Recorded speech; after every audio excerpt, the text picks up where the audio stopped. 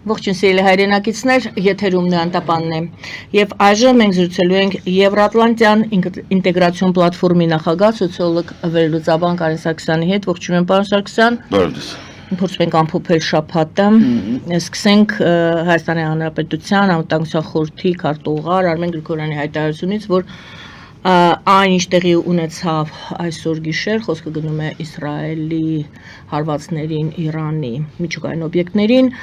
եւ այսպես Արմեն Գրիգորյանի ձևակերպմամբ դա սպառնալիք է ոչ միայն հարևան Իրանի նկատմամբ Իրանի համար, այլ նաեւ Հայաստանի։ Ինչու է դա ձևակերպում սպառնալիք, ինչով է սպառնալիք, ինչ պետք է անի Հայաստանը, ինչ սպառնալիքների մասին է խոսքը, մի խոսքով ամբողջ այդ տարածաշրջանում ցանկացած պատերազմ սպառնալիք է։ Իսկ քանի որ պատերազմ փաստացի կողքի երկրում է, իհարկե այդ սպառնալիք գոյություն է, ինչ ասես կարող լինի։ Ղարաբաղստականների մեծ հոսքի մասին խոսքը գնա։ Կարող գնա նրա մասին, որ մենք ունենք, ասենք, դե ակնհայտ է, չգիտեմ, մի հատ երկու հատ հրթիռ փախնի մենք տեսել ենք Ուկրաինայի դեպքում, ոնց է Լեհաստանի տարածքում են ընկնում, Ռումինիայի տարածքում են ընկնում։ Բացի դրանից իհարկե չի կարելի բաց թողել այն փաստը, որ կարող է գնահատվում, որ Իրանի թուլացումը Ալիևը գնահատի որպես բան հնարավորություն, չնայած ես դրան չեմ հավատում, որ նա իհարկե Իրանի ղեկավարության խոսույթը բավականին կոշտ էր, ինչ վերաբերվում էր Հայաստանի վրա հարձակվելուն, բայց Իրանը ընդամենը բոլորի հետ միասին էր խոսում, նշի որ միայն Իրանն էր ասում, որ Հայաստանի վրա հարձակվել չի կարելի կամ Հայաստանի սուվերեն տարածքը պետք է անձեռնումը խելի մնա, դրա համար այո, իհարկե, եթե Իրանին նայում ենք, դա դրական էր Իրանի համար, բայց Իրանի համար դա պակաս դրական չէր, քանց մեզ համար հանգստացնող։ Կային Հայաստանում ուժեր, երևի կան այսօր երևի թե արդեն չէ, այսօր 4-ից նստած եմ բանի վրա, դրա համար դժվար է էլի բան անել, գնահատել, երևի մինչև այսօր առավոտյան 4-ը կամ գիշերվա 4-ը ոնց հարմար է, կային ուժեր, որոնք հավատում էին, որ Հայաստանի անվտանգությունը ապահովում է Իրանը գործոններից մեկն է։ Իրանը կարևորագույն գործոններից մեկն է։ Հիմա ինչու, որովհետև օրինակ դեպի Հնդկաստան մեր ճանապարհը անցնում է Իրանով, որքան երկար տևի էս ամբողջ բանը կատավասյան Իրանում, այդքան ավելի երկար կտևի մեր Հնդկաստանի հետ համագործակցությունը, հիշեցնեմ, որ հենց երեք Մարսելում Հայաստանի, Հնդկաստանի արտգործնախարարները համատեղ Ֆրանսիայի արտգործնախարարը այնտեղ ներկա որպես բան հարթակ էր Ֆրանսիայի կողմը տրամադրել, խոսում էին նրա մասին, որ Հայաստանը պետք է միջնորդ հանդիսանա Ֆրանսիայի եւ Հնդկաստանի մեծ հաշվով Եվրոպայի եւ Հնդկաստանի միջև։ Այսինքն այդ տարածքը որպես այդպիսին Եվրոպայից դեպի Հնդկաստան ինքը գծված է, ինքը լինելու է, անկախ նրանից Իրանի հետ ինչա կատարվելու, բացի դրանից չգիտեմ, ես գիտեմ Արմենը ինչ նկատի ունի, շատ բաներ կան, որ չգիտեմ, կարամ եթերում ասեմ թե ոչ, իրանք տենց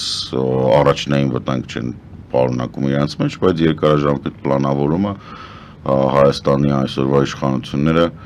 տեսնում էին 3+3 ֆորմատով, որը տեսակ, որ ոչնչացավ։ Դա ակնհայտորեն գործող իշխանությունների համար լրջագույն խնդիր է, որովհետև իրենց 3+3 ֆորմատը հիմնում է նրա վրա, որ Իրանը տարածաշրջանային գործոն որպես կկարողանա ինչ-որ բանը բալանսավորել, բայց մենք տեսնում ենք, որ չի կարողանում, մենք իրեն դժվարությամբ բալանսավորում, արդյոք բալանսավորում է թե ոչ չգիտենք։ Վերնախավը ոչնչացված է, հոպը ոչնչացված է, որպես այդպիսին օդային գերակայության թեման Իսրայելը լուծել է եւ որպես արդյունք օգտագործելով այդ օդային գերակայությունը կարա Իրանի նույնիսկ եթե ոչ օբյեկտները, որովհետեւ ասենք գիշերվա ժամը 5-ից իրանք խոսում են Նաթանզի միջուկային ռեակտորի ոչնչացման մասին։ 5-ին գրեցին, որ ամբողջությամբ ոչնչացված է, այստեղ որ գալիս էի, ժամը 15 րոպե առաջ ասացին, որ նորից գնում են խփելու, այսինքն ես չգիտեմ, եթե ոչնչացված է, ինչ են խփում։ Ստեղ էլ մի քիչ բան կա, հա, մենք իրականում Իրանը փակել է նաև տեղեկատվական դաշտը եւ մենք լավ չենք պատկերացնում, դեռ ինչ է կատարվում։ Չնայած առավոտյան նյութեր գալիս են, այդ առավոտյան նյութերից այդ ժամանակ իմացանք ինչ է մահացել, ով է մահացել։ Ամեն դեպքում, եթե վերադառնանք Արմեն Գրիգորյանի ասացին, որպես աղք ինքը այնտեղ իրավունք ունի, որպես անվտանգության խորհրդի քարտուղար, խոսել նրա մասին, որ մենք վտանգի առաջ ենք։ Այդ վտանգների ձևակերպումները բոլորս տարբեր կերպ ենք տեսնում։ Ես ընդհանուր առմամբ այդ վտանգը վաղուց եմ տեսել, որ Հայաստանը պետք է հեռու խաղա Ռուսաստանից, Հայաստանը պետք է 4 տարի առաջ դիմեր Եվրոասոցիացման եւ ընդհանուր առմամբ Հայաստանը հիմա պետք է լիներ Եվրոատլանտյան կառույցների ինտեգրման ճանապարհին, որպեսզի չանհանգստանար Իսրայելը ում է խփել կամ Իրանը հիմա կխփի ինչ կլինի, սուսը։ Տեսեք, միշտ մեզ էինք ասում, որ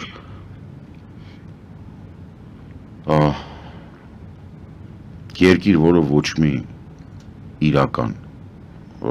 հիմք եւ հարմոնիկ ինտեգրացիոն գործընթացի մեջ չկա, որտեղ մեր գործընթացները ԵԱՏՄ-ի հետ դրանք հարմոնիկ չեն։ Դրանք մի քանի սուպեր դախլչի ընտանիքների շահերից են բխում։ Եթե դա չկա, ապա ինքը շատ երկիրը շատ վատ վիճակում է լինում, հայտնում։ Հիմա փաստացի մենք ունենք Փառք Աստծո, մենք ունենք Ամերիկայի եւ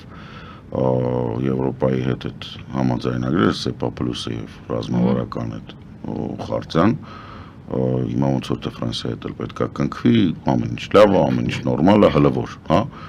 բայց այդպես չի, էլի, սա պետք է խորացված լինել։ Մենք միևնույնն է, հələ ինչ որտեղ օթում ենք։ Մենք արդեն կարողանում ենք իրանց հորիզոնի վրա երևանք, բայց դեռևս օթում ենք, դեռևս ոտներիս տակ բան չի, էլի պինթող չի, ինչ-որ սողացող ավազներ են։ Վերադառնանք այդ սպառնալիքներ, դուք ասում եք այո, յուրովի են ամեն մեկը հասկանում, եկեք երկու սպառնալիք, այսպես ես ներկայացնեմ, հնարավոր կետեր, հա, առաջինը իհարկե դա միջուկային վտանգն է, որի մասին ոնց որ թե ասում են, չէ, դեռ այս պահի դրությամբ միջուկային վտանգ չկա, դուք ինչ եք կարծում։ Ինչ միջուկային վտանգ։ Դե միջուկային այդ արտանետումներ, այսպես ասենք, ինչ որ լավ անցանք է։ Բայց մտահոգվում են, մարդիկ այդ մասին խոսում են։ Մարդ պետք է լինի շատ անգրագետ, որպեսզի դրանից մտահոգվի։ Եկեք ճիշտ ասենք, հա։ Մտահոգվեք, թե չմտահոգվեք, միակ բանը, որ դուք կարող եք անել, այդ յոդ ունենալ տանը։ Չէ, ավելի առարկայական պատասխան տվեք, որովհետև մարդիկ քննարկում են, մարդիկ անհանգստանում են։ Մենք էլ դրա համար ձեր մեկնաբանությունն ենք ստանում։ Մարդիկ պետք է քննարկեն եւ անհանգստանան այն բաներից, որոնց քննարկումը եւ անհանգստությունը կարող բերի ինչ-որ հետևանքների։ Ամբաղ-զամբաղ քննարկումներ, անհեթեթ հայտարարություններ, ինչ-որ անհասկանալի վտանգների ստեղծում դատարկ տեղը ուղղակի վտանգ ստեղծելու համար, վարկանիշ հավաքելու համար, անհիմն ինչ-որ հայտարարություն։ Տեսեք, եթե միջուկային արտանետումների մասին է խոսքը, ապա բոլոր հարվածները հասցվել են Իրանի այն տարածքներում, որտեղից այս կողմ քամի չի փչում, իրանք լեռնաշղթաներից հարավ են։ Այսինքն այդ քամիները, որոնք գալիս են, իրանք այս կողմ չեն գալիս։ Այնտեղից ստեղ մենք քամի չունենք։ Ինքը կարող պտտվի, չի կարող, որովհետև թե Պարսկահայկը եւ թե Վասպուրականը, որոնց տարածքով ինքը պետք է գա, մտամ թե իրանք շատ ավելի բարձր են, քան փայտակարանը, որով ինքը կարող գա մտնի ու ավելին, եթե ինքը մտավ, ինքը մտնելու Ադրբեջան։ Ինքը մեզ մոտ չի մտնելու։ Քամիները տենց են, ուզում եք մեջտեղներից ճաքեք։ Չէ, ես հասկանում եմ, որ շատ հարմար է ամբաղ-զամբաղ անիմաստ բաներ խոսալ, ստեղծել բան, տեղեկատվական առիթ, հետո վազել ես հեռուստացույց ու բան լուրջ դեմքով խոսել նրա մասին, որ գիտեք, մենք այս պանիկայի մասին։ Չէ, պանիկա չի, մարդիկ աչոք են հավաքում, ինչ պանիկա, պանիկան ընդամենը զուտ դրա համար, հա։ Դե ովքեր որ ասում են, հա իհարկե։ Ինչ պանիկա, տեսեք, Այդ այն պանիկան չի էլի, որը կարաս ասես, ասեցի չեղավ, դե լավ ոչինչ չէ։ Նախ եւ առաջ ես ասում եմ, որ բոլորը հասկանան, որ եթե տենց վտանգ լինի, ոչ մեկ, ոչ մի տեղ չի հասցնի փախնի։ Մոռացեք, որ ինչ որ մեկը կհասցնի ինչ որ տեղ փախնի։ Այդ այն տարբերակը չի, որ կարող ինքը բան է, էլի գամա չառագայթում ունես չի, որ տենց կարակ չոր վազելով գնաք, չէ։ Այտենց որ եղավ ոչ մեկ, ոչ մի տեղ չի փախնելու։ Դրա համար պետք է տանը յոդ ունենաս, չգիտեմ ինչ որ բան թաքստոց ունենաս, այն ինչ որ սովետական այդ բանի նախնական ռազմական պատրաստության գրքերում գրած է։ Դա ուրիշ տարբերակ չկա դրան։ Այդ հիմար բան է։ Ես դրա համար եմ ասում, ինչ որ հայտարարվել էր Իսրայելը, այդ որ ժամը 4:30 յանի խփել էր 5-ին ասեց, զրոյացրել եմ, վերացրել եմ, մի քիչ ժամ առաջ ասեց որ նորից եմ գնում խփեմ այն ինչ որ վերացրել էի։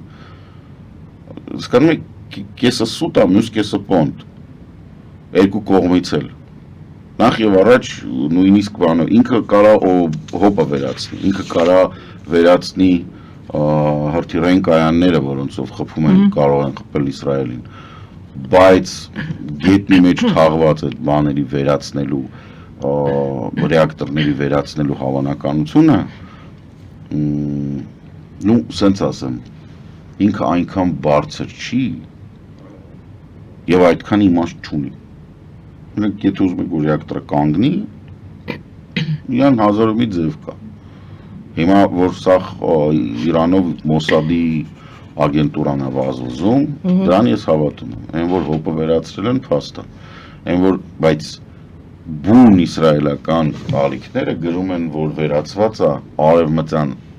Իրանի հոպը եւ ռադարները, իրանք չեն հավակնում նրան, որ ամբողջությամբ վերացրել են։ Իսկ սրա մեջ կա երկրորդ կտորը, որ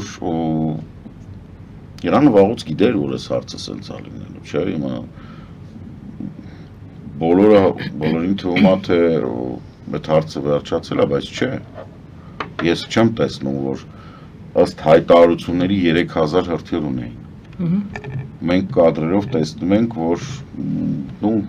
մոտ 7-8 բան, հրթիռային կայան, կենտրոն, դիվիզիոն, դրանք ոչնչացված են, ընդունենք, բայց դա ինչ-որ առաջի հերթի հրթիռներն են, մնացածները կան, ուր են կգան, կաշխատեն, չեն աշխատի, ինչ ա լինելու, ոնց ա լինելու, պետք չի մոռանալ, որ Իսրայելը աշխատում է F-35-երով, որոնք առանձնապես աչքի չեն ընկնում հեռավորությամբ, բանով էլի, շարավով օգտագործման, և F-16-ներով,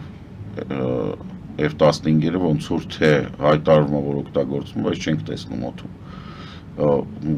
բան չենք արել։ Հիմա, չգիտեմ, եթե ԱՄՆ-ն չտրամադրի այդ օդային լիցքավորիչը, օդային տանկերները, Իսրայելը սրանից խորը չի կարողանա խփի։ Եթե Իսրայելը սրանից խորը չի խփում, չեմ պատկերացնում ոնց է ինքը ուզում ամբողջությամբ վերացնի Իրանի պոտենցիալը։ Ուղղակի չեմ պատկերացնում։ Այստեղ ամբողջ հարցերն Իրանն էլ այսպես նստած սպասում է, այդպեսի տպավորություն է երևի, թե դուք կասեք, սպասում է, թե այս հիմա խփեց սրան հետո նրան, այսպես նշում են կարողանային մի բան կանեն։ Դե դա է տեսեք, ամենակարևոր դասը այս սրանից։ Ուկրաինական պատերազմից մեր բանակը ոչ մի դաս չէր քաղել։ Ցավոք սրտի։ Պատերազմը չէ հիմա գնում է, բայց մեր բանակը դրանից օգտվում է, այս չի օգտվում։ Ես շատ հույսով եմ, որ այսօր Պապիկյանի սեղանին կդրվեն մոտ 300-ից 400 հրաման, երեկոյան կստորագրվեն եւ վաղ առավոտյան վաստակավոր թոշակի շնորհակալությունով կողարկվեն Ֆրունզեի ակադեմիայի եւ ռուսական զենքի հզորությանը հավատացող բոլոր սպաները, որոնք պաշտպանության նախարարություն են, բոլոր նրանք, ովքեր պահանջում են, որ Հայաստանի համար գնվող զենքը աշխատի -30-ից +40, այդ բոլոր մամրակալած, չեն վախենա այդ խոսքից, իմբիցի սպայական անձնակազմը պետքա վռնդվի պաշտպանության նախարարությունից, որտեղ մենք հենց հիմա տեսանք, ոնց է երկիր որը պատերազմին մոտենում է յուրովի, նորովի եւ առանձին ռազմավարությամբ, սատկացնում սովետական զենքին հավատացող ռուսական մոդելով բանակ կառուցած, այդ ամբողջ գեներալիտետը զավիս լուգուլետ ստանալով են, որ կարելի է միտը պատի տակ նստել կարևորաբան չլինի, 3-4 տարին մեկ մի հատ աստղ ավելանում է հլնդել, մեծանում են աստղերը բան։ Կարաս ոչ մի բան չանես, Վաշտի հրամանատարից դառնաս գեներալ գնդապետ։ Մի հատ տենց ունենք պարլամենտում, որ բաներ, պահածոյի դատարկ բանը տարաներ էր կախում դիրքերի վրա, փոխանակաթը սարներ։ Այս ամբողջ կազմը բանակի, որը Ֆրունզեի ակադեմիա, որը անգլերեն կարդալ չգիտի, ոչինչ, կմնանք ինչ-որ ժամանակ առանց մարդկանց, ովքեր ուղղակի ինչ-որ անիմաստ դրամաններ են տալ, ոչ մի բանից չեն հասկանում։ Դուք հասկանում եք, գեներալիտետի, Իրանի գեներալիտետի մի մասին վերացրել են տանը, տներում։ Այո, դա է հենց։ Հա, ու ասենք երեկվանից ընդեղ տագնապ է։ Դա սովետական դպրոցին շատ նման է, որ տագնապը իմ համար չի, զանգը ուսուցիչի համար է, ես պետք է լավ ապրեմ, ես պետք է բան sense նայում ես, ոնց։ Եվ դա այն պարագայում, երբ որ ամբողջ աշխարհը խոսում է, ակնարկները ակնհայտ են, այսպեսի մի հարց կա այդ սպառնալիք համար երկուս, սա ուրեմն խոսում էինք միջուկային վտանգի մասին, երկրորդը դե դուք նշեցիք դա Ադրբեջանը կարող է այս իրավիճակից օգտվել հարձակվի Հայաստանի վրա։ Այստեղ մի այսպեսի հարց, դա էլ են քննարկվում, դա էլ է տագնապալի, այսպես խոճապային տրամադրություններ բարձրացնում, մենք կխնդրենք նաև այս հարցի, այս սպառնալիք կոչված հարցի շուրջ ձեր մեկնաբանությունը, այստեղ պարզապես մի հատ այսպես ճշտող հարց, որքան հասկանալի էր, դուք կասեք այո թե ոչ, Թրամփի հետ համաձայնեցված էր, Թրամփը իրազեկված էր այս հարվածների մասին եւ արդյոք կարելի ասել, որ անգամ եթե Թրամփի հետ համաձայնեցված էր, խոսքը գնում էր միայն նրա մասին, որ Իրանը պետք է, ներողություն, Իսրայելը պետք է հարվածներ հասցնի իրանական միջուկային օբյեկտների, ռազմական օբյեկտների ամբողջ երկրում այդ օբյեկտների վրա զուտ եւ պատերազմական, այսպես լայնածավալ պատերազմ չպետք է լինի, որից կարող է օգտվել Ադրբեջանը եւ հարձակվել Հայաստանի վրա։ Ժողովուրդ, թարգեք այդ Իսրայել-Իրան հարաբերությունները բերել Ադրբեջանը հարձակվի Հայաստանի վրա։ Ես չգիտեմ որտեղից է դա առաջացել։ Ով է ձեզ դա ասել։ Ամբողջ սեգմենտը կարան հավաքվեն, այո, ամբողջ սեգմենտը սոցցանցերի այդ են մարդիկ են, ովքեր սովետը բլելուց հետո նույն մարդկանց մոդելն է, ովքեր նայում էին Կաշպիրովսկի։ Ժողովուրդ, այն որ հասարակական կարծիքում ինչ որ միտք կա, դա չի նշանակում, որ դա ճշմարիտ է կամ դա պետք է քննարկել։ Մարդիկ հավատում են, որ ռետրոգրադ Մերկուրին կարա ազդի իրան ճնշման վրա։ Մարդիկ աստղագուշակների են լսում, մարդիկ բախտ են բացում ու կոֆե են նայում։ Մի խոսքով ասում եք հարցը չարժի, որպեսզի այն այժմ քննարկվի եւ մեկնաբանվի։ Տեսեք։ Հարցը, որը դուք տալիս եք, մեջը տրամաբանություն կա, այն առաջի մասում։ Բայց երբ որ դա վերածվում է հասարակական կարծիքը, սոցցանցերում նստած ասում է, որ հեսա Ադրբեջանը կար, մեկը մյուսի հետ կապված չի։ Մի երկրի մյուս երկրի վրա հարձակվելը չի նշանակում, որ երրորդ երկիրը չորրորդ երկրի վրա կարա հարձակվի։ Գործոնները շատ են։ Կարա Ադրբեջանը հարձակվի, իհարկե կարա։ Կապ ունի Իրանը գոյություն ունի թե չէ, իհարկե ոչ։ Ես չգիտեմ ով էր լեգենդը ստեղծել, որ Իրանն էր այն ուժը, Իրանը, որ ես ինքը մեզ չէր արդ։ Չէ, դա այդպես չի։ Իրանը գործոններից մեկն էր, ընդամենը, գործոններից մեկը։ Սյունիքը պահել է ոչ թե Իրանը, Սյունիքը պահել է ԱՄՆ-ն և Ֆրանսիան, 21 թվականին։ Հիշեցնեմ ձեզ, որ 44-ի ժամանակ Իրանը առանձնապես մեզ չէր օժանդակում։ Պահում էր, ոնց էր դա կոչվում, բալանսավորված քաղաքականություններ վար։ Ժողովուրդ, չի կարելի էլի, ասենք դա իմաստ չունի ուղղակի քննարկել։ Լավ,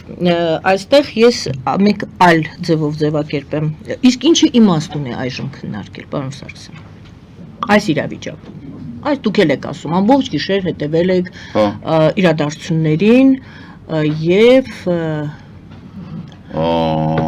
Տեսեք, Ինչին եք հետևել եւ ինչու եք հետևել։ ռազմական գործողություններ։ Այսինքն ես ոնց որ ես հետևում եմ Ուկրաինայում։ Հետաքրքիր է 15 րոպե 1, 30 րոպե 1, չէ, ինձ համար դա հիմքա հետագա վերլուծություններ կառուցել։ Ինձ համար դա հիմքա զինատեսակների օգտագործման առանձնահատկությունների, քաղաքականության բան անելու։ Ինձ համար դա անհրաժեշտ է, որպեսզի ես հասկանամ, թե իրական հետևանքները ինչն են այս պատերազմի։ Տեսեք, անպայման չի պատերազմը ձեզ անդրադառնա, որպեսզի ձեզ կպնի որպես պատերազմ, փամփուշտ, որպեսզի ինքը ձեր հետագա զարգացման վրա ազդի։ Այսօրվա դրությամբ մենք ունենք մի իրավիճակ, երբ Իսրայելը գնացել է սուր կոնֆլիկտի, ամբողջությամբ անտեսելով համաշխարհային հանրության եւ այդ թվում վերնախավերի կարծիքը, այդ թվում Վատիկանում տրված խոստումները, Վատիկանի խոստումները, որոնք վերաբերում էին նրան, որ պատերազմ չի լինելու։ Ինքը խաղաղության բանակցությունների արանքում 5-րդ եւ 6-րդ փուլի արանքում որոշեց, որ պետք է հարվածի, կարա հարվածի, ել եմ ասում, ցանկացած տեխնոլոգիապես զարգացած երկիր, տենց աշխուժ առիթ բանակով, որը 1.5 տարի բաց պատերազմի մեջ է, Գազան եւ Լիբանանը եւ Սիրիան, որ նայեք։ Ինքը իհարկե կարա մեծ բանակին, որը վերջի անգամ 88 թվականին է պատերազմի մեջ եղել, կարա նեղի, կարա ոչնչացնի այդ, ասենք, չգիտեմ, երկրի ռազմական առաջի շարքի ռազմական պոտենցիալը։ Հոպա, հրթիռային զորքեր են, կազարմաներ են, նույնիսկ կարա տնտեսությունը վարի տա, բայց երկարաժամկետ տեսանկյունից հիմիկվա Իսրայելի Նետանյահուի արածը ամբողջությամբ կախված է մեկ հոգու, որը իր երկրում իմպիչմենտի առաջ է կանգնած։ Խոսքը Տրամփի մասին է։ Այսինքն Տրամփի ուշադրությունը, որ շեղվեց, Իսրայելը կջնջեն, որովհետև Իսրայելը պաշտոնապես ասաց, ես առաջի բանով, ալիքով, սպանել եմ գիտնականներին։ Ինչին ի պատասխան, այ ինչն է էական, հա, շատ մարդիկ ասցին հոպ, ուրեմն ձեզ համար գիտնական սպանելը օքեյ է, լավ, երբ որ այդ հայտարարությունը եղավ, դրանից անմիջապես հետո եկավ Իսրայելի կառավարության համապատասխան ստորաբաժանման հրահանգը հրեաներին, Տելեգրամից դրել եմ, ամբողջ աշխարհի հրեաներին, որևէ կերպ փողոցում կամ դուրսը զանգվածային հավաքված վայրերում ցույց չտալ, որ դուք հրեա եք, ոչ մի կերպ չմասնակցել ոչ մի հրեական բանի, այդ թվում սինագոգներ, արտաքին ոչ մի ցուցիչ ձեր վրա, ձեր ընտանիքի անդամների, ձեր տների վրա, այսինքն, որպեսզի Նետանյահուն պահպանի իր իշխանությունը, ամբողջ աշխարհի հրեությունը, հրեաներին առաջարկվել է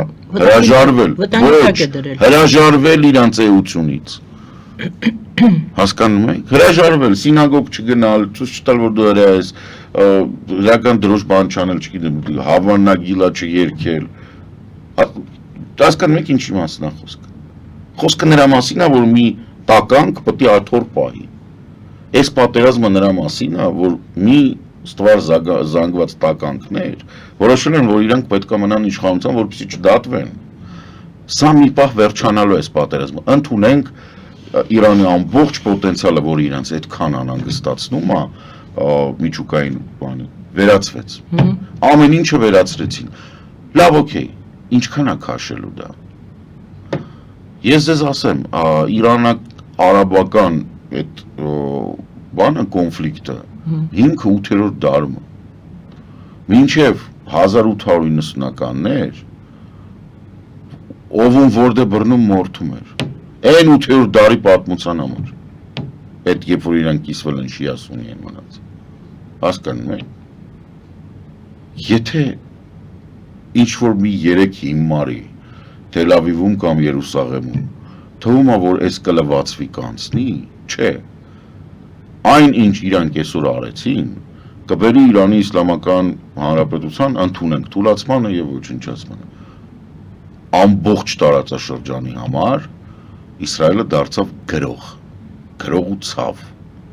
որ նայեք Օմանը, Սաուդյան Արաբիան, լիքայլ երկրը Թուրքիան, Չինաստանը, բոլորը հայտարարեցին, բայց հայտարարությունները նեգատիվ են, բայց հայտարարությունների մեջ նեգատիվը որն է, ոչ թե այն, որ ինքը հարվածել է, ինչը նորմալ է, պատերազմական վիճակը հարվածել եմ, լավ եմ արել, բայց ինքը հարվածել է խաղաղ բանակցությունների ընթացքում։ Այսինքն երկու կողմը նստած էին, պայմանավորվում էին եւ մեծ հաշվով Իրանը համաձայն էր, որ ինքը միջուկային զենք չի անելու։ Այսինքն նենց չէր, որ Իրանը երկու ոտ մի կոշիկ ասմեր չեն։ Խոսքը դրա մասին չի, խոսքը դրա մասին է, որ Իսրայելը ոչնչացնում էր ոչ թե միջուկային զենքի պոտենցիալը, որովհետև բոլորի համար պարզ է, որ Իրանը նույնիսկ միջուկային զենք ունենալով երբեք Երուսաղեմին չէր խփի, որովհետև դա իսլամական սրբություն է։ Իսկ եթե դու Երուսաղեմին չես խփում, Իսրայելն խփել իմաստ չունի, իր մայրաքաղաքն է։ Վերջ։ Այսինքն այդ լեգենդա, այդ ուրիշ բանի մասին է։ Դա նրա մասին է, որ տարածաշրջանում մինչև 79 թիվը Ամերիկայի Միացյալ Նահանգների ամենամտերիմ եւ ամենահարազատ դաշնակիցը դա շախական Իրանն էր։ Եվ Իսրայելին պետք էր, որպեսզի Իրանը այնպիսի ոչնչացված տեսքով լինի, որ էլ երբեք կամ ինչ-որ ժամանակ Ամերիկան չթեքվի։ Ինչու, որովհետև այդ պարագայում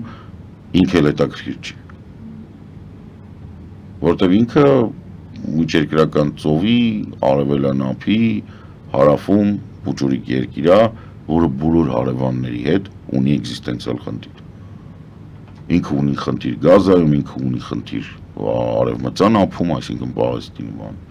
ինքը ունի խնդիր Սիրիայում իրան չեն սիրում, ինքը ունի Լիբանանում իրան չեն սիրում, Եգիպտոսում,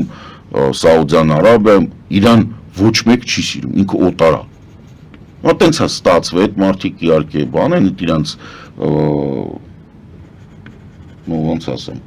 երկու պետության սկզբունքով ստեղծված պետություն են, որ պետք է լիներ մի հատ Իսրայել, մի հատ Պաղեստին։ Իրանք տենց կարողացել են Պաղեստինի զավթեն, մնացածը եւ այլն իրանք են։ Իրանք տենց ասում, որ այս մեր հողն է, պատմականորեն չգինեմ, ամեն դեպքում։ Իրանց վերնախավը ամբողջությամբ Լիտվայից, Լեհաստանից եւ Բելարուսից է այնտեղ հայտնվել, բայց էլի իրանց հողն, հարց չկա։ Ուղղակի երբ որ քո հողն է, դու այդ հողի վրա ուրիշ բաներին, կողքի հարևաններին, պատկերացրեք այգի ունեք։ Ինչ եք անում, բերում եք կողքի հարևան երեխուն եք մորթում, հարևան այգին ծառերն եք կտրում, որն է ձեր տրամաբանությունը։ Ոնց եք պատրաստում եք կենդանի մնա։ Այն պարագայում, որ դուք ընդամենը 4 միլիոն եք, իսկ կողմների հարևանները 150։ Միացյալ Նահանգների գործոնն է։ Միացյալ Նահանգները, ասում եմ, եկել լինի Միացյալ Նահանգների դիրություն անի։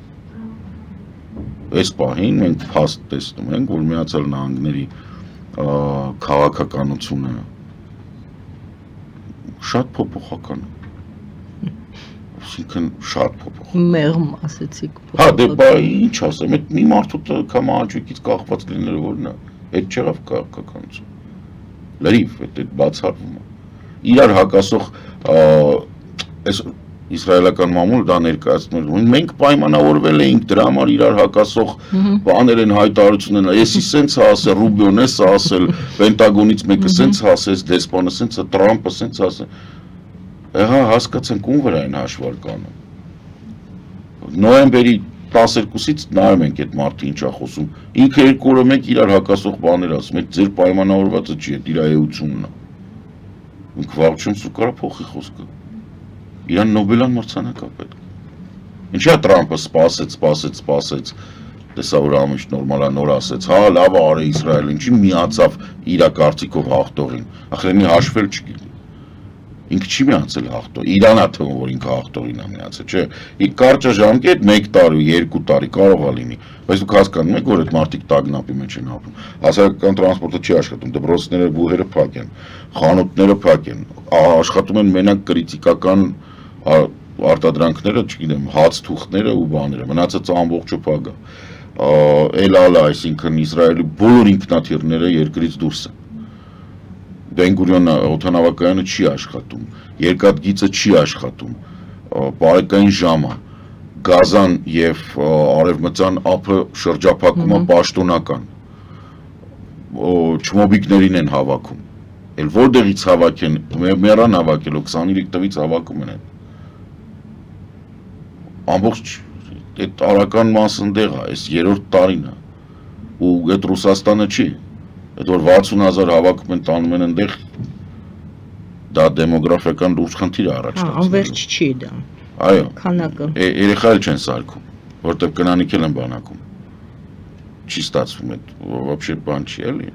դժվար է այդ պահի։ կնոպկով չի, հա, Դժվար։ իրանք պիտի ինչ-որ միասին են, հա, ու շատ օգտար չլինեն, էլի, որ մի բան ստացվի։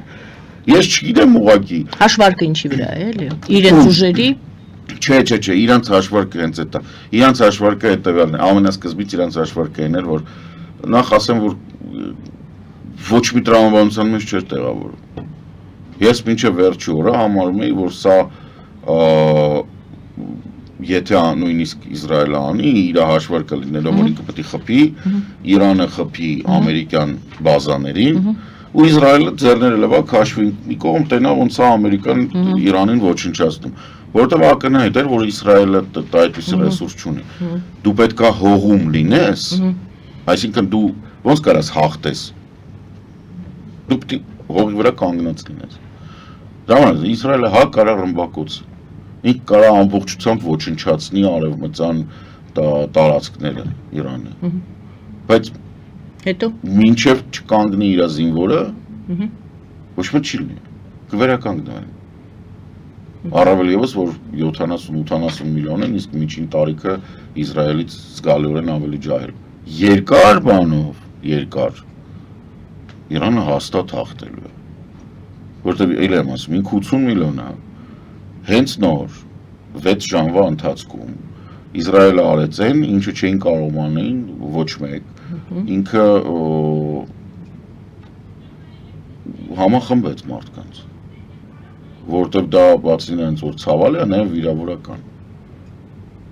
որ նմանատիպ դու բան ես անում, էլի։ Հա, իրանք մի քիչ հիմա կբզբզան, իրանք իրար մի քիչ կկրծեն, բայց բան լուծում կգտնեն։ Այն որ դու ծերակույտ ես բան արել, տարիքով շատ մեծ գեներալից ես վերացրել, այդ մեծ ծառայություն ես մատուցել բանին, Իրանին, որտեղ այդ բարձրաստիճան տարիքով շատ մեծ գեներալիտետներ, որը հասցրել է բանակը այսօրին, թե մեզ մոտ, թե իրանց մոտ։ Այդ սովետական դբրոց, այդ Ֆրունզեի ակադեմիա, այդ չգիտեմ, այդ սովետական զենք, հույսով եմ գոնե սու 30-ները չեն գնի, որ խոսում են։ Հասկանում եք, որտեղ դե, ասենք, լավ, հենց նոր տեսակաշկներից առաջ ինչ արեցին, էլի։ Լրտեսական տեսակետից նայենք, իրենք շատ հպարտանում են, որ ներսից են խփել։ Այո, դա էլ է նման, կոռուպացված, կոռուպցիա կար Իրանում, բոլորս գիտեինք, այդ անիմաստ սահմանները փակ պահելու բանն, որ ստեղծում է կեղծ տպավորություն անվտանգության, սովետներ էր տենց, բայց դե ֆակտո, նախ չգիտենք ինչ հա, որտև ես տենց, երբ որ իրանք սկսեցին գրել, դե դրոններ են ներսից հա, բայց այդ նկարագրածը շատ նման էր բանին, Պաուտինային, Ուկրաինա, այո, շատ նման էր եւ այդ հպարտանալն էլ էր նման։ Ես գիտեմ այդ մարդկանց կեղտոտ խասյաթը, մանավանդ այդ առաջինը ով որ այդ բրոսը արել է, ես իրանց հաճախ չէ ամեն օրվա ռեժիմով ես կարդում եմ, նրանց ովքեր այդ առաջինը գրել են,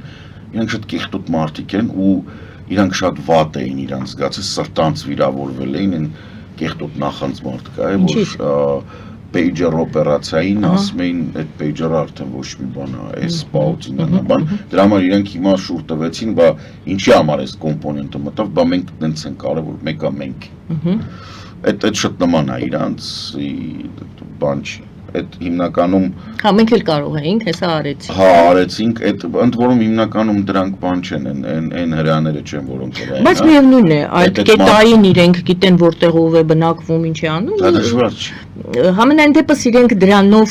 եւս շատ Դա դժվար չի։ Եթե դու այսօրվա դրությամբ ինտերնետ ունես, իմանալով որտեղ ապրում։ մի ցուցանիշ, մի։ Ու վերջ։ Հեռախոսի համար իմացար հերիքա։ Ինչա ձեզ թվում որ մենակ մեզ մոտ է տելսել ապարատով որ բան ես անում, հասցեով տալիս ասա։ Ինչ մասնավոր։ Եվ դա այն ինչից դուք զգուշացնում եք հաճախ։ Միշտ։ Այդ երկրում Yandex-ը աշխատում։ Այդ երկիրը ամբողջությամբ կառուցված է մոդելի վրա, որ դու կարաս համագործակցես Ռուսաստանի հետ։ Իրանք լրջորեն ռուսական զենք են օգտագործում։ Լրջորեն։ Ռուսական էլեկտրոնիկա ճակերտավորում։ Հա, հասկանում ենք այդ գերաները, շահեդները իրանք են զարգ։ Չնայած օրինակ այդ շահեդները որպես այդպիսին այդ գերանները, իրանք գաղտնիք բացեմ, բոլորը կարծում են թե չինական, որ դա չինական չի։ Դա 70-ականների սկզբին Գերմանիայում սարքած դրոն է։ Դա Գերմանիայում սարքած դրոնն է, որի սարքելու ժամանակ օգտագործվել է N36-ից մինչև 45 գոյություն ունեցող Գերմանիայի բաները, հաշվարկները։ Դա արևմտյան Գերմանիայում սարքել են, որպեսզի բան, ընդ որում շատ թիրախային է եղել, ինքը կուպ տեսակի սովետական հոպի դեմ է եղել, ինքը սարքված է եղել սովետական զորախումբը Գերմանիայում այդ որ կար, այդտեղ այդ դրա հոպը վերացնելու համար։ Այսինքն այն ինչ որ կոչվում է Դաշնային Հանրապետություն կամ FRG ինչպես ասում են։ FRG-ն ասում, հա։ Այդ Դաշնային Հանրապետությունում սարքած էր։ Հետո դրա լիցենզիան տրվել է Շախին, շախական Իրանը համարվում էր, որտեղ աստիճ չի, ասենք այդ Բուշերը, այդ ավտոմակայանը, բանը, գերմանական պրոյեկտներ են, Siemens-ներ, իրանք շատ լավ հարաբերություններ ունեն Եվրոպայի հետ։ Եվ հետո նոր այդ զարգացել, այսինքն դա եվրոպական ռազմավարություն, ինքը դրա համար է այդպես հաջող։ Լավ, գնանք Հայաստան, Հայաստանում ինչ է կատարվում, շփոթ ենք էլի այնուամենայնիվ ամփոփում։ Nvidia-ի մասին խոսենք, Խոսենք։ Որպես դրական։ $500 միլիոն արժողությամբ մեգա նախագծի մասին։ Ձեր գնահատականը, ծրագրի կարևորությունը։ Առելի։ Այնտեղ ինձ անհանգստացնող մենակ այդ 100 մեգավատն է, որտեղ դա մեծ հաշվով ու քիչ է էլի։ Իրականում նորմալ բանի համար քիչ է։ Ես կցանկանայի, որ այդտեղ լիներ շատ ավելի մեծ, այսինքն ինքը գոնե այդ մասն էլ մոդուլային լիներ։ Ու ինչի համար եմ ես գործող իշխանություններին մեղադրում, որ իրանք սխալ են հաշվարկանում։ Իրանք օրինակ նույն ամերիկացիներին այդ մոդուլային ռեակտորները էլի ուզում են բերեն հասցնեն առավելագույնը 400 մեգավատի։ Ասելով որ դե այդքան է, մեզ այդքան է, բայց այդքան չի։ Մեզ շատ ավելի շատ է պետք։ Մեզ պետք է 5-6 գիգավատ գեներացիա, ընդ որում բաներով նենց վստահելի այդքան մենք ունենանք, որտեվ դա է ապագան, այդ արհեստական բանականության գործարանը որ կա, ինքը ֆանտաստիկ հնարավորություն է իրականում ստեղծում, մեծ հաշվով այդ ապրանքների և ծառայությունների շրջանառությունը, որը որ պետք է Եվրոպայից դեպի Հնդկաստան աշխատի, հա, այդ մոտավորապես էս դրա մի մասն է։ Այս տիպի ծառայություններով նաև կարա աշխատի կենտրոնական Ասիայի երկրների հետ համագործակցությունը, որը չի պահանջում անմիջականորեն հողով կոնտակտ, որովհետև դե հասկանում ենք, որ Ադրբեջանը մինչև ժողովրդավարական չդառնա, իսկ ինքը սենց տեմպերով չի դառնա։ Ինքը բանը անկախ է, կոպիտ ասած ղազախական, ղրղզական կամ թուրքմենական ընկերություններ, նույնիսկ պետական ապարատը, որին դա պետք լինի, իրանք կարող են Հայաստանում օգտվել, որովհետև օրինակ չգիտեմ, եվրոպական բաները սահմանափակում ունեն, ասեն որ օրինակ Թուրքմենստանը ժողովրդավարական երկիր չի, դրա համար իրեն արհեստական բանականություն չի ասում, կարան ասեն, այդ նորմալ է։ Իսկ մենք տենց սահմանափակումներ կոպիտ ասած չունենք, որտեղ մենք Թուրքմենիան 5 մատներից պետք գիտենք հասկանում ենք, որ իրենք չեն կարող լինել ժողովրդավարական։ Իրանք ադրբեջանցի չեն։ Իրանք հայտնի են։ 12 տարից թուրքմեն կա։ Ունդեղ են ապրում։ Իրանք վնաս չեն տվել։ Իրանք միշտ ընդեղ են ապրում։ Ու իրանք բոլոր հնարավոր բաների ժամանակ հայերը որ հայտնվել են, իրանք հայերին ընդունել են, այսինքն այդ միջ էթնիկ հարաբերությունները միշտ լավն են եղել։ Ու չենք կարող թաքցնել այն փաստը, որ դու չես կարող պահանջել թուրքմենից, որ ինքը լինի ժողովրդավար։ Չի նախատեսվում, իր աշխարհընկալման մեջ, իր մոդելի մեջ աշխարհի չկա։ Ժողովրդավարությունը ինքը այլ կերպ է հասկանում, ժողովրդավարությունը ինքը հասկանում է բարդակ։ Իրան տենց դժվար է, ինքը մի 7, 8, 9 սերունդ պետք է ապրի դրա մեջ, որ ասի օքեյ, լավ ժողովրդավարություն։ Ես ես ուրիշ բան ասեմ, Թուրքիայում մինչև 80-ականների կես, նույնիսկ 90-ականների կես, սխալվում կներեք, 90-ականների վերջ, 98-ի, 99-ի արդյունքներով բնակչության 30 քանի տոկոսը համարում էր, որ Թուրքիան կառավարում է սուլտանը։ Այդ են բանն է, էլի գյուղական բնակչությունը, որը ոչ բանց կուրսի չի։ Հիմա թուրքմեններից ոնց պահանջը ժողովրդավարություն, ինչի մար։ Այսպիսի թեմայի անդրադառնանք, կարծես թե Ալեն Սիմոնյանը հունիսի 7-ը 2026 թվականի հռչակեց արդեն որպես ընտրությունների օր, ոնց որ թե մենք արդեն օրը ունենք, ընտրություններ պետք է ունենանք, նախընտրական Հայաստան, այսպիսի խորագիր դնեմ, եւ գուցե եւ հայ-ռուսական հարաբերություններ Կիրիենկոին մենք արդեն տեսնում ենք, ինչ որ Ռուսաստանի ձեռագիր տեսնում ենք, թե դա եւս չենք քննարկում հիմա։ Ընտրություններ նախընտրական Հայաստան։ Տեսեք, Կիրիենկոին տեսնում ենք անշուշտ, բայց մենք տեսնում ենք բանի փոփոխություն։ Ինչ։ Մենք տեսնում ենք փոփոխություն ընդհանուր։ Թե հարաբերությունները ավելի շատ են փափուկ ուժին իրանց տալի, հա։ Մենք տեսնում ենք, որ օրինակ բարձր տեխնոլոգիաների նախարարությունում ինչ որ մարդիկ, չգիտեմ ինչի իման վրա, ռազմաարդյունաբերության ոլորտի ընկերություններին կոչ են անում Սբերբանկ ներդրումներ անել, չնայած դա արգելված է, որն է երկրորդական պատժամիջոցների տակ կարող հագնվել, հայտնվեն։ Բացի դրանից դա նաև առաջացնում է վտանգ, դա արդեն իմ կողմից եմ ասում, Ռուսաստանի հետ փոխկապակցված ցանկացած ընկերություն վտանգված է։ Իրանք կվաճառեն Ադրբեջանին, իրանք կկաշառեն, իրանք կստիպեն, որ ինքը երկիրը դավաճանի, իր ձեռքից կտանեն իր գյուտերը, քանի որ ռազմաարդյունաբերության ոլորտը, իրան շանտաժի կենթարկեն, կամ իրանք կստիպեն, որ ինքը առնի արգելված սարքավորումներ եւ այդ սարքավորումները ուղարկել Ռուսաստան։ Մխոյի ինքը նույն Մխիթար Հայրապետյան նախարարությունը այդ գործարքի է գնացել Սբերբանկի հետ։ Զգացվում է Կիրիենկոն։ Չգիտեմ։ Չի երևում, բայց զգացվում եկեք տալ։ Չէ, հարցնում եմ, բայց Կիրիենկոն է զգացվում, թե FSB-ն չգիտեմ։ Իմ կարծիքով հələ որ FSB-ն է։ Այ Կիրիենկոն, չէ, բա Կիրիենկոն գիտեք որն է, բանն է, այն որ բալետ են պարում, թե բալետ պետք է պարեն, չգիտեմ։ Պարել են արդեն, հա, այդ բալետը, կյանքում չեմ հասկացել այդ բանը, կներեք, ես դասական երաժշտություն սիրում եմ, բայց չեմ հասկանում մանկապարտեզի կալգոտկիով տղամարդը խիաթը փրտում բեմի վրա, իրոք չեմ հասկանում։ Նեղեք ձեր նախասիրությունները նեղեն եւ հասկանում եք, բալետը ստեղծվել է որպես օպերայի անտրակտի զբաղմունք, բալետը առանձին չի, բալետը ստեղծվել է Ֆրանսիայում եւ Իտալիայում, որ օպերան, որը օպերա է, որ բան են անում, բալետը իր բանի հետ անտրակտիկ է։ Մի խոսքով դուք համարում եք, որ փափուկ ուժը արդեն այսպես մի քիչ ավելի ակտիվ, ավելի շատ ենք մենք տեսնում փափուկ ուժի գործարկումը Ռուսաստանի կողմից։ Հա, դա է Մոսկվայի տունն է ժամանակ առ ժամանակ ինչ որ հիմար բաներ առաջարկում եւ ամենաբան վտանգավորը որն է, մեր գիտության եւ կրթության նախարարությունը։ Ինչ որ հասարակական կազմակերպության, որի հիմնադիրը ուրիշ պետություն է, ծրագրերը տարածում է դպրոցներով։ Ինչ որ մի բան են արել, ինչ որ մի տենց շարադրություն է, կոնկուրս է, ինչ մրցույթ է։ Դրա համար ես մեր կազմակերպության անունից պաշտոնապես ցեզ ասում եմ,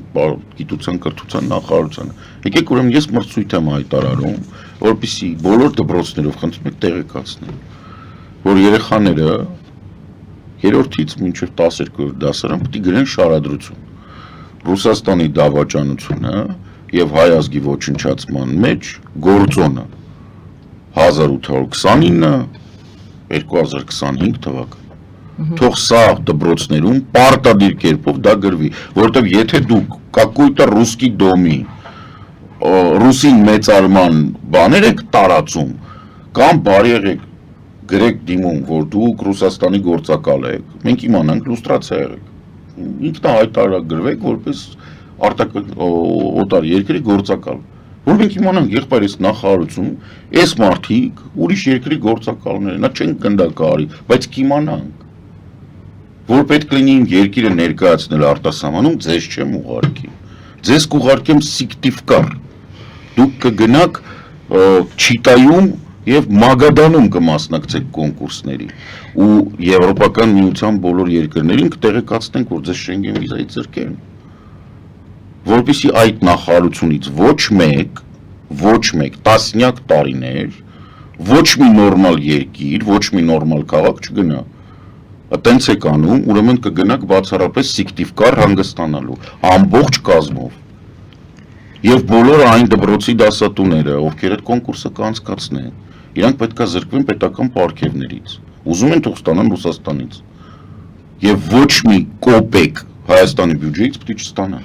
Իդեպ ես երևի աչքաթող եմ արի հայերեն, թե ռուսերեն պետք է գրվեր։ Ինձ միևնույն է։ Դա հետաքրքիր դմանալուկ է։ Վերադառնանք հունիսի 7, վերադառնանք նախընտրական Հայաստան, ասելիք ունեք, ինչ որ բան նկատում եք, նախընտրական է Հայաստանը, ինչ որ Հայաստանը միշտ նախընտրական է, որովհետև 3 ամսից մեկը դուրս է գալի պահանջում է Նիկոլի Հրաժարականը, անմիջապես impeachment։ Ընդ որում, անտեսի որտև դենց է, որ Նիկոլն էլ է 3 ամիս մեկ դες բան խոսում, որ մտածում ես եղբայրս մարդ ինչ անում քաղաք։ Բայց ինքը իր impeachment-ը, թե ինչ որ մեկ ուրիշի impeachment-ի մասին է խոսում։ Հիմա ինքը խոսում ուրիշի impeachment-ի մասին։ Հիմա բոլորը այսօր իմացանք, որ այս շոշոպիտակ Հովիկ Աբրահամյանն են ձերբակալել։ Այո։ Ես ուզում եմ հասկանամ չի հիմա։ Ասենք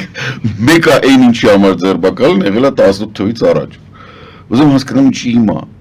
Ինչն էր ստիպել իրան 6 տարի թողել։ Գիտեք ինչ, PR ծրագրերը Դա եմ ասում, այ դրա մեջ գալի, հա։ Հիմա լավ։ Պետք է մշակվեն եւ կետերով պետք է գնան, ժամանակացույց պետք է լինի։ Դուք գիտեք ինչ անում։ Տեսեք, այդ բոլոր մարդիկ ում ինք ձերբակալել է, նու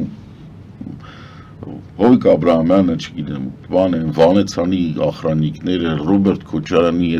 հետ ինչ որ կողքի կանգնած մարդիկ, չգիտեմ, դրանք բաց են թողվել, թե չէ, որտեղ են ինչ որ տեսա մարդկանց էլի որ կոռուպցիոնով գնում են։ Ակնհայտ է, որ այդ դատական գործերը ինքան հնչեղ են եւ իրանք նենց չի որ փող չունեն։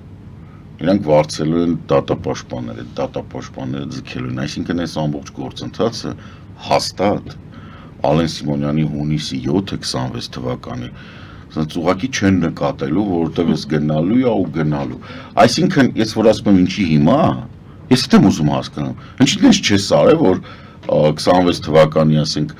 մայիսի 28-ին նվեր անես երկրին, ասես այս բոլորը 25 տարով նստեցին, իրանց մարտա 4 միլիարդը կտանք, վերեցինք դրեցինք։ Ժամանակացույց ուզում եք խախտեք, պարոն Սարգսյան։ Դա խնդրեմը որն է։ Պոնտա։ Չի հասցնելու դատի։ Մենք մարդիկ, մենք դա հասկանում ենք ինչի մասն է խոսքը, բայց մարդիկ ում ինքը հիմա թոզա փչում աչքերին, այսինքն փոշի է գցում, քողարկում է իրականությունը, ինքը ստեղծում է նախընտրականի մեջ։ Ինքը այդ 26 թվականի, հիմա որ ինչ նայում եք 26 թվականի գարնանն է, եվրոպական առաջնորդների այց, այս մարդկանց դատական գործեր, չգիտեմ, սպորտային միջոցառումներ, էսեն, ֆլան, բեֆան, ինչ ասես տարեմցրել այնտեղ։ Ուղղակի որպեսի հունիսի 7-ին ինքը կանգնի ու ասի կարևոր է։ Ինքը մինչև այդ հունիսի 7-ը ինչն է այնտեղ ինքը գցում։ Ինքը գցում է այդ շորշոփը, որ ինքը ժողովրդավար է, որ ինքը արդար է եւ որ ինքը եվրոպամետ է, բայց ինքը դա չի ասելու։ Ինքը մինչև հունիսի 7-ը ներառյալ ասելու է, որ ինքը Ռուսաստանը իր լավագույն բարեկամն է։ Այսինքն ինքը էլի ուզում է շպագատի մեջ մնա։ Կարա մնա, կարա։ Հանգիստ կարա։ Արդյոք դա Հայաստանի համար լավ է։ Իհարկե ոչ։ Պետական բան է, ապարատ է, ինքը կարա էլի ունենց անի, որ մնա կամ ասենք կոալիցիա կազմի, որ մարդկանց հետ էլի մնա։ Բայց մեր խնդիրը որն է, մեր խնդիրը որ երկրի համար լավ լինի, ոչ թե Նիկոլի։ Զորն մենք ինձ անենք որ չմնա։ Դա ինչպես են անում։ Ընտրությունների միջոցով գնում են։ Մենք նախընտրական շրջանի մասին ենք խոսում։ Դե որտեվ արդեն հետհաշվար կա գնացել։ 365-ից մինուս 4 օր, 5 օր ա եղել արդեն։ Ինչ է խոսում, 360 մնաց։ Բաղ կմնա 359,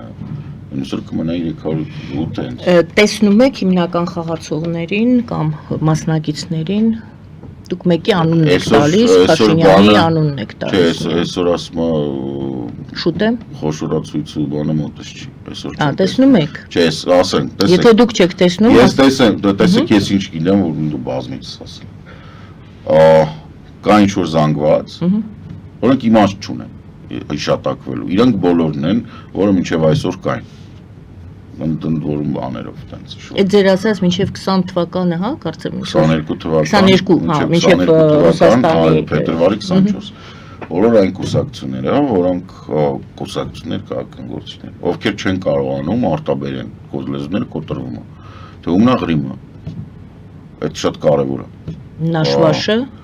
Հա, այդ նաշվաշներն էլ հետը, բայց էլի մարդիկ կան, որ իրենց արևմտամետ են բանանում, ովքեր պատրաստ չեն ընդունել, որ Ուկրաինայում հիմա գնում է Հայաստանի անկախության համար պատերազմ։ Ու դա անում են ուկրաինացի։ Թե ով է Պուտինը, այսինքն պետք է արտաբերել, որ Պուտինը ռազմական հանցագործ է։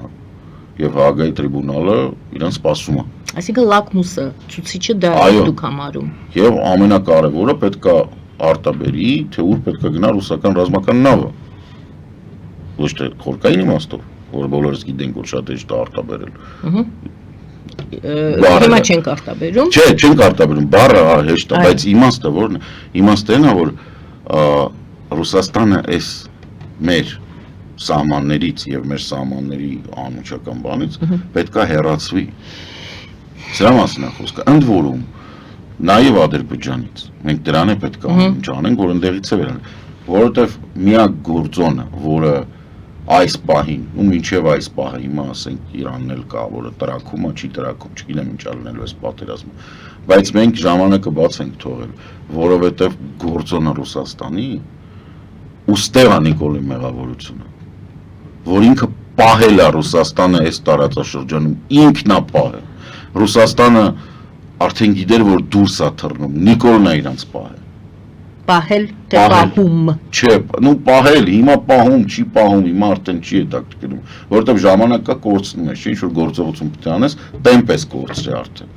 Շախմատի մեջ կա, չէ, տեմպ ես։ Դե Իսրայելն էլ ասում է, ես պահեր պետք է կորցնում էի այդ պահը, ես այդ պահը Իսրայելը կորցնում էր այդ պահը, որովհետև Նետանյահուին, ոչ, Նետանյահուին արդեն տանում էին դատարան։ Ու ինքը ստիպվեր կոտ նիստ եղել, ինքը որպես մեղադրյալ։ Այո։ Իհարկե տանում։ Բա ինքը կորցնում էր այդ պահը։ Հիմա Փաշինյանը պահը կորցրել է, ասում եք դուք։ Ռուսաստանին ստեղից հանելու, հա, Փաշինյանը էլ չի կարա, որտեվ ինքը, տեսեք, այդ շատ նուրբ է, դու երկու ումշամարտիկ, որոնք բանի վրա են, և մարդն է գնում իրենց, իրանք ամենաինտեգրվածներն են, աշխարհում իրանցից ինտեգրված բան չկա, չնայած մեկ ուզում է մյուսին սատկացնի ֆերտի։ Նիկոլը ամենասկզբից 18 թվականին ինքը պետք է օգտվելով բանից, ֆրանկոֆոնիայից, կանգներ ասել Սերժ Ղալաթարը, ասել է, որ սխալը ճիշտը ես եմ, եկեք, այս թուղթն է, այս իմ ստորագրությունն է, վրճոն ես եմ։ Մենք գնում ենք Եվրոասոցիացիան։ Այս թուղթն է, այս գրիչն է, վարչապետը ես եմ, ռուսական բազան ստեղից գնում է, վերադառնում է Ռոստով, փակեցինք այս թեման, չկա էլ, ռուսական բանակի հետ չենք համագործակցում, փակեցինք թեման, գնացին, ռուսական բանկերը Հայաստանից ռադ են ելնում, փակեցինք թեման, գնացինք, ընդամենը։ Դուք մոռացել եք այդ ձևակերպումը, քաղաքական կուրսը չենք փոխում, որը այսօր դեռ չի շղթվել։ Ես նույնիսկ եմ ասում, ինքը քանի որ երբ որ գալիս էր իշխանության, ինքը հաստատ, չնայած մինչև վերջերս ասում, որ ինքը ամեն նոր բաներ է բացահայտում, բայց չէր պատկերացնում ինչ աշխարհում կատարվում, դրա համար եմ ասում, ֆրանկոֆոնն 3 ամիս կար։ Ինքը մի հատ գնաց Ֆրանսիա, հետո գնաց Շարլի հարկավորության առողջանը հանդիպեց Մակրոնի հետ, հետո մի հատ էլ ստեղ ֆրանկոֆոնի արեց, պետք է աչքերը բացվեր։ Պետք է հասկանար ինչ է կատարվում։ Դժվար չէր։ Գաղափարապես դժվար չէր։ Ասենք կարար զեկույցներ ուզեր։ Կարար ԱԱԾ-ի զեկույց ուզեր, ոչ թե զբաղվել բանով։ Ընդ որում դրա առաջի քայլերը արել էր։ Ինչի այդ դեպքում հետնախինջ եղավ, եթե առաջի քայլերը դուք տեսել եք։ Որովհետև ինչ-որ մի պահ իր շրջապատում մարդիկ եւ խոսքը ոչ միայն օլիգարխների մասն է, այլ պետական չինովնիկների, որոնք այդ պահից մտել են ու չեն դուրս եկել, համոզել են, որ ոչինչ, օրինակ, չգիտեմ, ինչ են կոնկրետ, բայց շատ նման են, ոչինչ, արի մի քիչ փող աշխատենք հետո, տես լավ, ասենց որ դուրս գանք ստե տնտեսական աճը կպրծնի, ներդրումներ չի լինի, իսկ հիմա այդ նրանից է, որ Սերժը Պուտինին նեղացնում էր, Պուտինը Սերժին ատում էր, դրա համար էր Հայաստանի վրա խեղճ լինի Նիկոլ Փաշինյանը, իրեն խաբել են փաստորեն։ Չեն խաբել, ինքը խեղճ չի։ Вообще-то այդ մարդկանց ասում են հիմար, որ գալիս է շուկա, քեզ սա տալիս են, ասում են ընկեր սա բոգեմյան խրուստալ է, ու դու առնում տանում ես տուն։ Դու հիմար ես, ոչ թե խեղճ։ Այսինքն դա նշանակում է դու չգիտես ինչ, հա։ Այսինքն փաստ է դուք արձանագրում եք խաբվել ծայրահեղ դեպքում։ Դե ասում եմ մարդու ինձ խաբել են։ Լավ է։ Ասում ամեն օր նոր բան են բացահայտել։ Չէ, բայց ինքը ասում է չէ ամեն օր նոր բան են բացահայտել։ Դա ի՞նչ է նշանակում։ Եթե ինքը ամեն օր նոր բան է բացահայտել, բայց պետական կառավարման մեջ երևի Հուլիոս Կեսարի տեսքով ոչ մի նոր բան չկա։ Ինչ ես դու բացահայտել, ինչ Նելսոն Մանդելայի գրքում չկար դա գրած։ Սուախիլիով Նելսոն Մանդելայի գրքում բան չկար գրած։ Եվ վերջին հարցը, երևի 1 րոպեի չափ ժամանակ ունեմ, եթե կարող ենք այս։ Մենակ չհասնեք ինչի են մարդիկ գնում Չինաստան փիլիսոփայություն սովորել։ Դա լավ թեմա է, բայց չէ, դա մեծ թեմա է։ Դա հետո մենք քննարկենք երևի թե, որովհետև նորաձև է ճանելը գրվել ընդ որում Չինաստանում։ Ես գիտեմ, հա, Չինաստան։ Եվրատլանտյան, պարզապես բացատրենք երևի ինչ մասին էր ակնարկը ձեր, Աննա Հակոբյանը որոշել է 2 տարով գնալ Չինաստանում մագիստրատուրա սովորել։ Այո, բայց իմ հարցը դրա չէ վերաբերում, դուք պարզապես հիշեցրեցիք այդ դրվագը եւս այս մեր շաբաթվա նորություններից։ Եվրատլանտյան ինտեգրացիոն պլատֆորմի մասին է իմ հարցը, պարոն նախագահ, ինտեգրացիոն պլատֆորմի նախագահ։ Լավ ընչեց, բայց պարոն նախագահ Պահաճը։ Եվ այսպես, պարոն Սարգսյան, ինչ եք անում։ Հիմա հանդիպումներն են, մենք պլանավորած Արմենիա Թովանեսյան դեռևս սկսել էինք այդ հանդիպումներ կազմակերպել, դիմել էինք, որ ցանկությունը, ովքեր որ ցանկություն կարտահայտեն կան, մեր սպասվածից երևի 2-3 անգամ ավելի շատ մարդեր գրանցվել, դրա համար տենց մի քիչ ավելի երկար է տևում։ Լավ։ Հիմա տենց ինչ-որ ընդունել ենք խմբերով, որոնց հնարավոր է քննարկում անել։ Շաբաթական մենք 2 հանդիպում ենք անում, որպեսզի նախ մեր անելիքները ներկայացնենք, կազմակերպության նպատակները եւ այլն, համ էլ տեսնենք թե մարդիկ որտեղ են իրանց տեսնում կամ ինչ առաջարկներ ունեն կամ որտեղ են ուզում որ կազմակերպություն։ Սա ուղեղների, այսպես ինչպես ասում են, հա, իրար միավորում։ Դասական կազմակերպությունն է, մենք դասական կերպ էինք մոտենում։ Նախ ես նորեկ չեմ այդ ոլորտում։ Ես ուղղակի հասարակական կազմակերպությունների դաշտից դուրս եմ եկել 2003 թվականին, ասում եմ, շատ ավելի շուտ քան դա դարձել էր տրենդ։ Բայց խնդիրը նրանում է, որ հասարակական կազմակերպությունը մանավանդ որտեղ ներգրավում են մասնագետներ, որտեղ մեր մոտ հիմնականում այդպես է ստացվել, հա, մասնագետներ են գալիս, հա, մարդը դիմել է, գրել է, գալիս է, այդ նշանակում է ինքը 3-4 փուլ անցել է, պատրաստ է համագործակցության, պատրաստ է մտքերով կիսվել, ու սաղ մասնագետներ են, լավ մասնագետներ, ես բանով տենց նայում եմ, իրանք իրանց ոլորտը սիրում են, իրանք իրանց աշխատանքն են սիրում, իրանց գործը սիրում են, իրանց սիրտը ցավում է նրա համար, որ չի ստացվում, իրանք տեսնում են ինչ-որ հնարավորություններ, որոնք որ պետք է արվի։ Հիմա այդ մարդկանց առաջին հանդիպումներն է, որը կվերածվի արդեն ոլորտային խմբերի վերլուծական եւ սա ամբողջական կդառնա արդեն նորմալ գործող հասարակական կազմակերպություն,